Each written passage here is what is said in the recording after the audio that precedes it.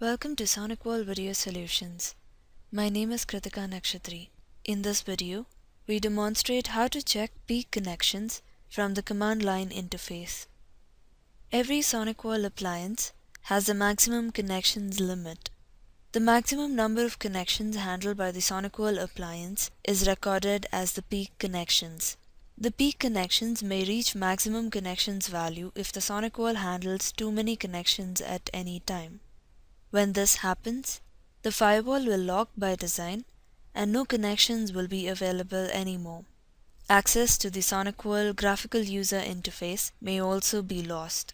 In this video, we demonstrate how to check the peak connections and compare its current value with maximum connections using the command line interface when the web interface is unavailable.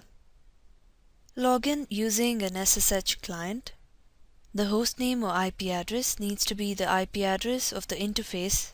In this demonstration, we have a computer connected to the X0 interface of the Sonicwall, so the IP address is 192.168.168.168.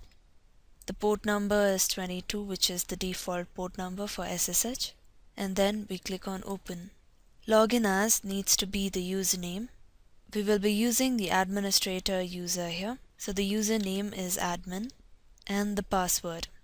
Once logged into the device, we need to type the command show status.